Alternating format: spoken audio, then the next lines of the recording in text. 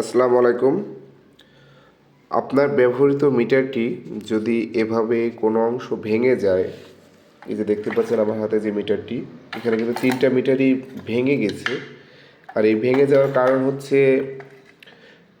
সম্মানিত গ্রাহকের যে সার্ভিস তার সেটা নিচু থাকার কারণে ট্রাকের ধাক্কায় মিটারটি ভেঙে গেছে।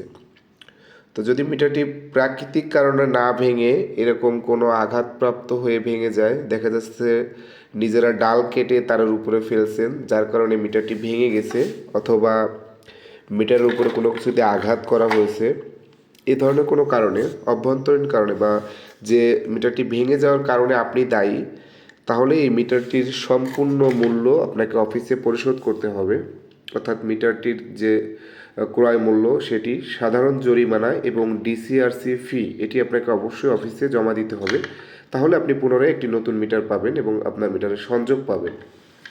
এছাড়া যদি আপনার মিটারটি প্রাকৃতিক কারণে ভেঙে যায়, যে মিটারটি ডাল পড়ে, গাছ পড়ে, প্রাকৃতিক দুর্যোগ, ঝড় বৃষ্টি বা বজ্রপাতে আপনার মিটারটি পুড়ে গেছে, দেখেন এই যে আমি আপনাকে দেখাই, যদি এই যে একটা মিটার টার্মিনাল কভার পুড়ে গেছে, এই মিটারটি পুড়ে যাওয়ার কারণ হচ্ছে মিটারটিতে বজ্রপাতে মিটারটি পুড়ে গেছে। এই মিটারটি কিন্তু গ্রাহক সম্পূর্ণ ফ্রিতে পাবে, কিন্তু এই যে মিটারটি কিন্তু ভেঙে যাওয়ার পিছনে গ্রাহক দায়ী। তার কারণ মিটারটির সার্ভিস তারের উপরে গ্রাহক নিজেরা ডাল কেটে ফেলছে, যেটা আমাদের অফিসে জানায়নি। যদি আপনাদের এরকম ডাল কাটা প্রয়োজন হয়, আপনারা একটা লিখিত আবেদন দিবেন, আমরা সেটা বন্ধ করে দেবো সাময়িক সময়ের জন্য। কিন্তু যদি নিজেরা এরকম কেটে দুর্ঘটনার শিকার হন, তাহলে অবশ্যই সেটা দায়ভার সম্পূর্ণরূপে আপনার।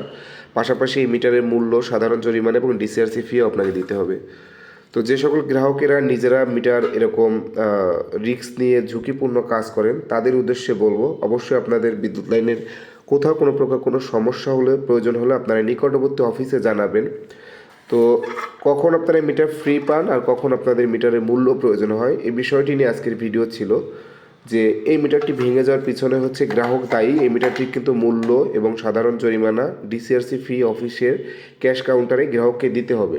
আর এই যে মিটারটি, এই মিটারটির পুড়ে যাওয়ার পিছনে হচ্ছে বজ্রপাতের কারণে মিটারটি পুড়ে গেছে, প্রাকৃতিক দুর্যোগে, যার কারণে মিটারটি পুড়ে গেছে। এটাতে কিন্তু গ্রাহকের কোনো টাকা দিতে হবে না। পাশাপাশি অনেকে ওভারলোডে বিদ্যুৎ ব্যবহার করেন, যেমন আমরা যদি একটু আপনাদেরকে দেখাই, যে মিটারের ইউনিট দেখা যায়, হ্যাঁ, এই যে একটা মিটারে কত ইউনিট আছে আমরা দেখি একটু, এই মিটার আপনাদেরকে দেখাই।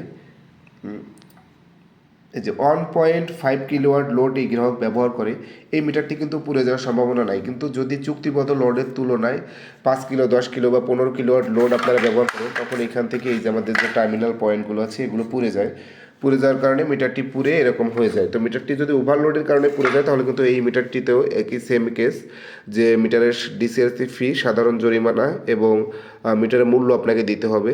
তাই অবশ্যই ওভারলোড বা অতিরিক্ত বিদ্যুৎ ব্যবহার পরিহার করুন। পাশাপাশি ঝুঁকিপূর্ণ লাইনের যে কোনো প্রকার যে কোনো কাজ করতে গেলে নিকটবর্তী অফিসে জানান, তাহলে অবশ্যই আপনারা নিরাপদ থাকতে পারেন। অন্যথায় আপনাদের কিন্তু এরকম জরিমানা হবে এবং যে কোনো প্রকার দুর্ঘটনা ঘটতে পারে।